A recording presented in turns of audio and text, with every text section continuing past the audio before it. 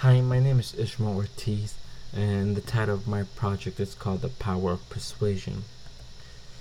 The main focus I want to look at when I talk about persuasion is how persuasion communication can negatively affect people's attitudes.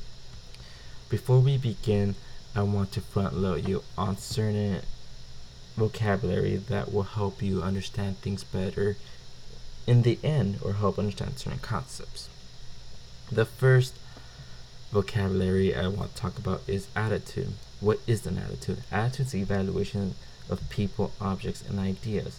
The two types of attitudes that I want to focus on is concept-based attitude is an attitude based primarily on people's beliefs about a particular properties of an attitude object.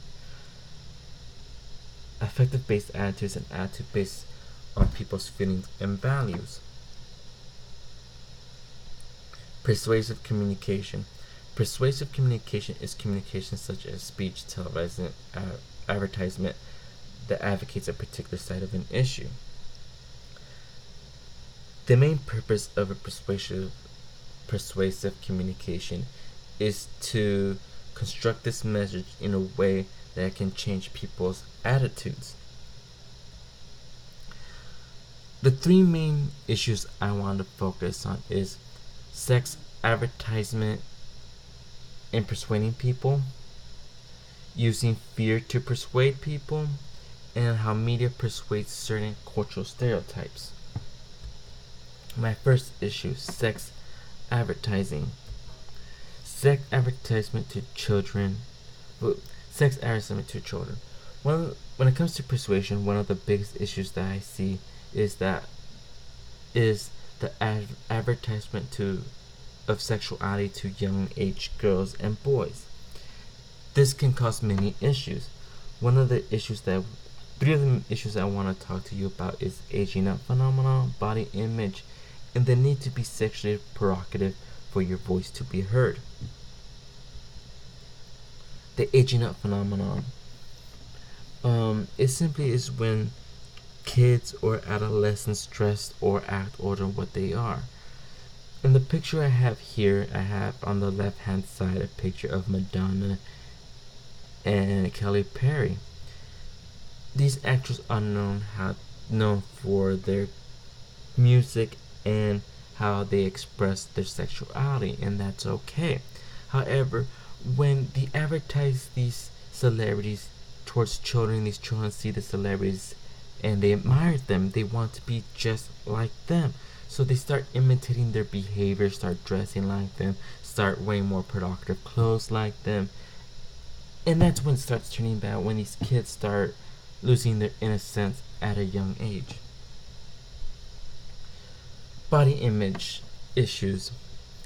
When it comes to advertisement, a lot of these magazines like to persuade people with this perfect body image that you have to have muscular body, these tight abs, you have to be big. For women, you have to be, toned, have this great abs, and it's okay to be healthy and fit, but when these magazines, they alter this image to a point where they're not realistic. So when a adolescent looks at these, they're like, oh, I have to have this in order to be accepted, and that's when it's wrong.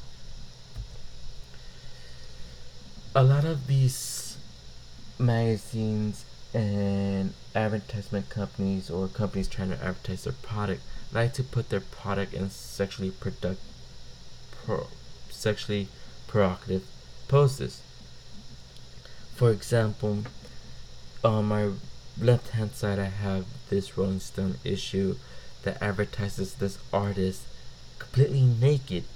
A lot of times people feel that they have to get completely naked or self sex in order for their voice to be heard.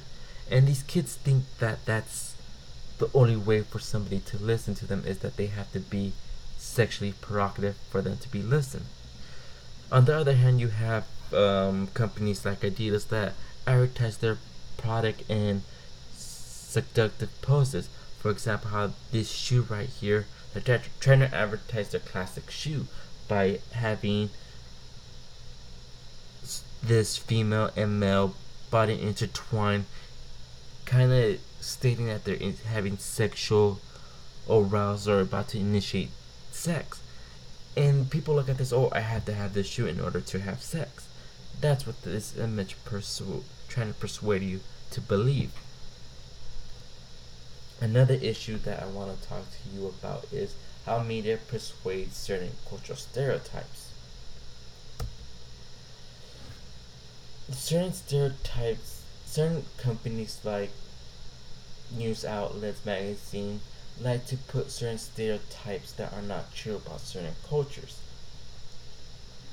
Sometimes they put this emotional spin trying to get an emotion out of people, like an outrage or sympathy. The example I want to use is what happened in New Orleans when the Hurricane of Katrina hit. You know, in the picture on the left hand side, you have this African American black person, trying to survive. And on the right hand side, you have the same image, but you have a white person in it. What makes these two different is how the media persuades certain cultural stereotypes to them. For example, on the left hand side, you have this black person who they say is looting from a grocery store in order to survive. However, on the right hand side, you have two white people doing the same thing, but they don't label it as looting, they label it as surviving. The reason this is an issue, it persuades people to think that black or African Americans are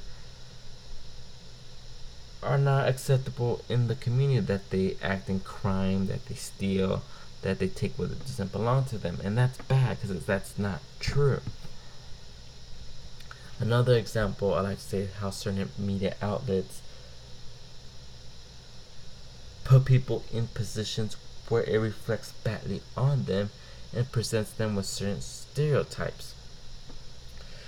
And this happened recently in this segment that this reporter tried to find out how certain Chinese people or Asian people felt about U.S. and China relations, or what was happening in the 2016 campaign race for presidency. This reporter went around Chinatown in New York asking different Asian people what they felt about what was going on with the presidential campaign. However, the people that he interviewed did not speak English, so when he asked these people, it kind of felt that they weren't understanding what he was talking about and kind of looked like they were intelligent. And furthermore, he asked inappropriate questions that they put a stereotypical spin onto them. For example, should I bow down when I ask you a question or say hello? Or he accused certain people of certain acts. For example, he accused a certain street vendor of stealing stolen watches. One of the things that stuck out to me throughout this whole segment of interviews is the music in the background. The music in the background was this song called Kung Fu Fighting, which is not a bad song, but it kind of put their stereotypical spin on this Asian community, which kind of made them look bad, but it made them look bad. And this is wrong once again. The last issue, or the third issue that I want to talk about, is how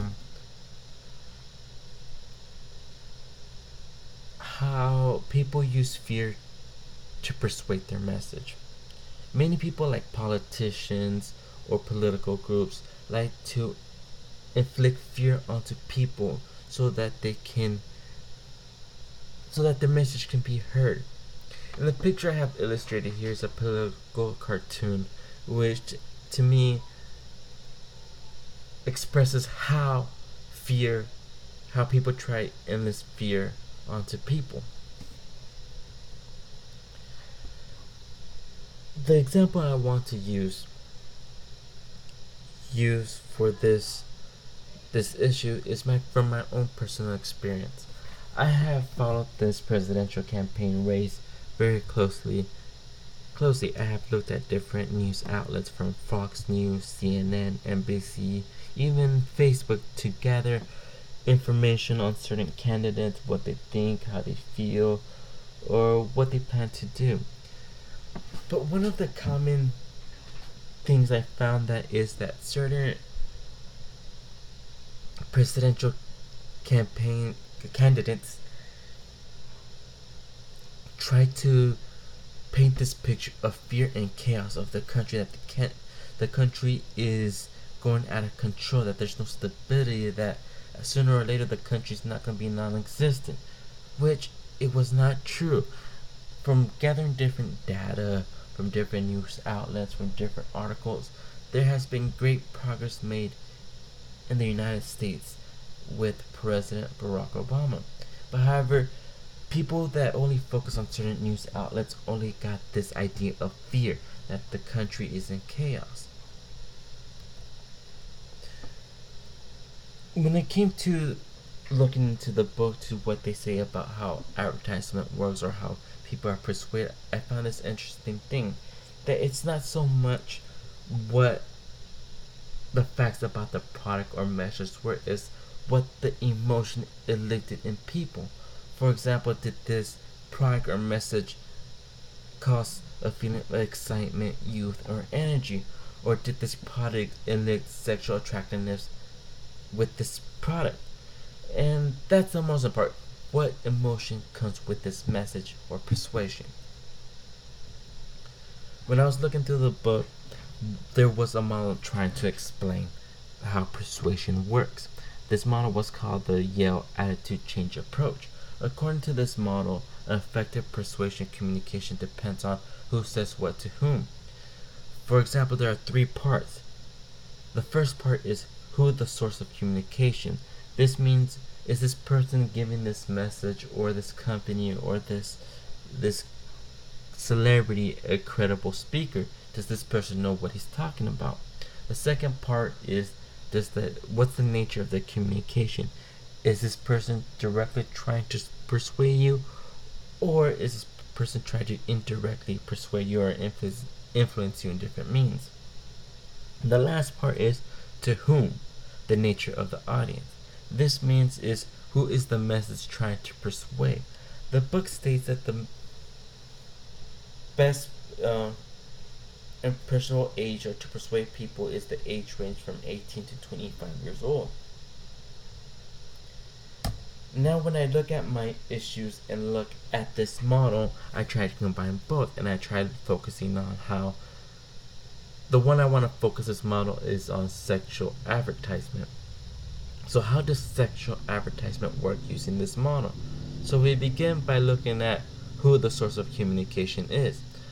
You know, a lot of these advertisement companies like using celebrities. These celebrities are beautiful, they're glamorous, they present this lifestyle. So when children and adolescents see these celebrities, they want to be like them. They admire these people. So these children and adolescents see them as credible source of information, and however they act is how you should present yourself to the public. So the second part is what the nature of the communication is. So a lot of times these advertisement companies like to stimulate their message with music, with chaotic backgrounds, and this is what influences the people. It's not so much that it's not directly influencing them, but the emotion that the message is conveying. The last part is to whom, the nature of the audience. So a lot of these advertisement companies like to target adolescents and teens simply because they have the higher probability of being persuaded by their message. Another model that the book talks about is called the arbitration likelihood model. This model has 2 perspectives: the central root of persuasion and the peripheral root of persuasion. The central root of persuasion is that the person that's being persuaded is actually listening to the message that's being said. He's looking at the facts. He's looking at the argument. The peripheral root of persuasion is not, the person is not paying attention to the fact of the argument. He's paying attention to the other stuff around the argument. For example, if you have somebody giving a speech, how long was his speech? Was there a lot of people paying attention to his speech? What kind of emotions surrounded the audience? And this is what affected their persuasion, not so much what they were saying, but things around the message. So, when I was looking at one of my issues trying to use this model, the best issue that came about was the issue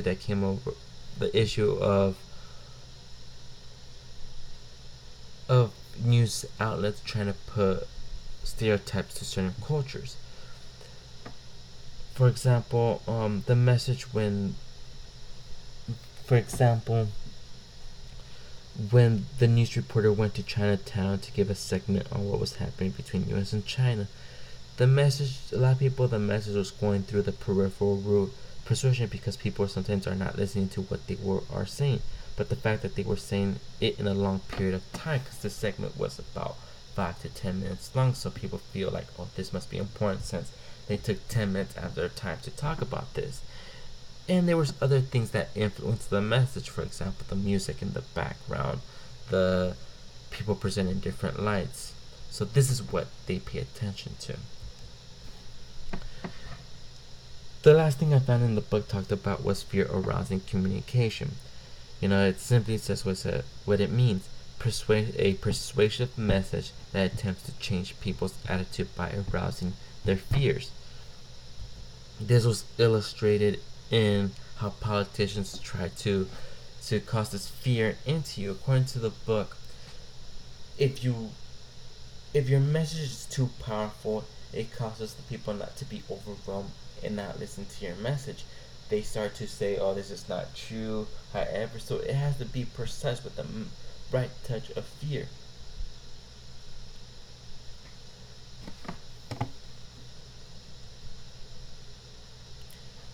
So I found this research, it was in the book.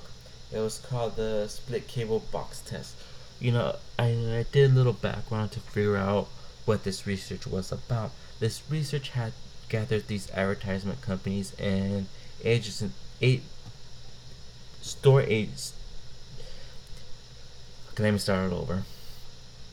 The split cable box test was that these advertisement companies and these grocery companies came together to persuade a certain product to this random group. So this random group were given a key card every time they shop. But before they went shopping, they presented these participants with a commercial of a certain product, or detergent, soap, and whatnot. So they presented these commercials to these participants. So these participants went shopping, and when they went shopping, they presented the cashier with this barcode to identify what this person bought. It turns out that more people bought a certain amount of product if they were stimulated by these commercials beforehand. So, these issues, what do we do about them? How do we look forward to solve these issues of being persuaded by advertisement, by media outlets, by using fear? Well, the simple question is, knowledge is power. I remember one professor telling me that knowledge liberates more people than war. So as a result, we should take the time to educate ourselves on the matters at hand. How are these politicians persuading this message? How are advertising companies using these persuasions to elicit this emotion in us? When it comes to sex advertisement, a strategy that we can use is educate our kids. So when we're watching shows like Gossip Girl that have these adolescent teenagers in high school, participating in sexual behavior, wearing sexually productive clothing, that we have to tell our kids, this is a show, not real life. This is not how you should present yourself in the real world. And also tell them it's okay to be who you are. You don't have to dress a certain way or act a certain way to give this certain image, this fake image. You're okay to who you are. And these are my references where I got most of my research articles and whatnot. I hope you like my presentation. Thank you for listening. Bye.